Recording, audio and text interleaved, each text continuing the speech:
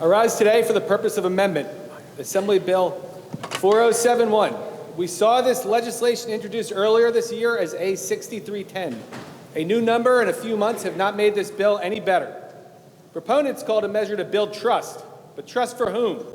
This is not compassionate governance. It is bad law, obtuse policy, and direct affront to the law-abiding citizens we were elected to represent. First, this bill sets a dangerous legal precedent. Immigration enforcement is a core federal responsibility.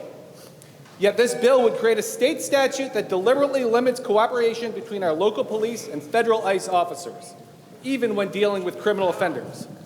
Name one other area of law where we pass legislation specifically to obstruct federal enforcement. Keep looking, you won't find it.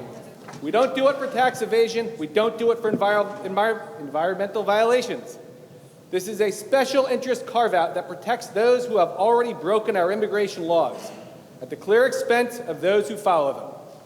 Governor Murphy saw this for what it was, a step too far and vulnerable to constitutional challenge. And I don't say this very often, but he was right. This bill is deeply flawed, and if signed into law will likely lead to chaos where there could be order. It probably won't save a single illegal alien from deportation and could wind up in the arrest and removal of many, many more.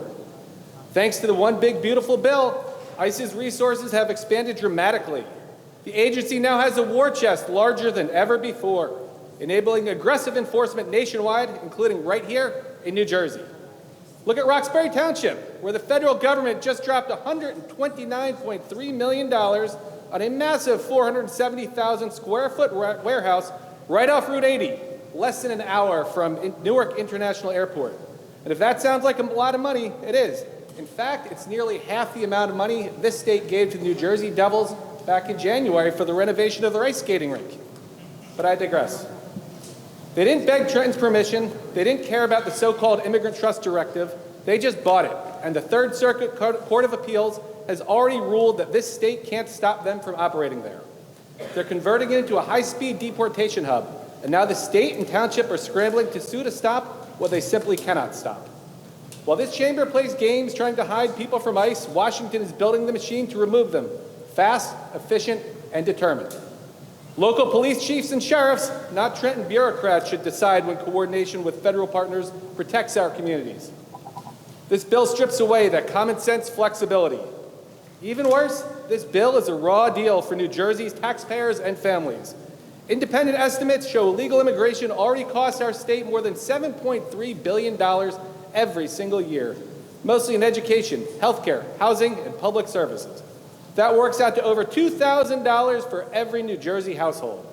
In the state with the nation's highest property taxes, we simply can't afford to strain our resources anymore. This sends a signal that New Jersey is a safe haven for those who disregard our laws. When we tell our local officers that federal agents are the bad guys, we erode trust across the board and weaken the partnerships that keep our streets safe. We break the bonds between citizens, the law, and our government. Mr. Speaker, the true trust crisis in New Jersey is not between immigrants and police. It is between this government and the millions of hardworking citizens who pay their taxes, obey our laws, and deserve leaders who put their safety and interests first. New Jersey should stop protecting lawbreakers and start standing unequivocally for law-abiding U.S. citizens and for the immigrants who came here and reside here legally. I urge my colleagues to reject this misguided directive. And Mr. Speaker, I move that Assembly Bill 4070 be returned to the second reading for the purpose of amendment. Majority Leader Greenwald, why do you rise? Mr. Speaker, I rise to table the motion.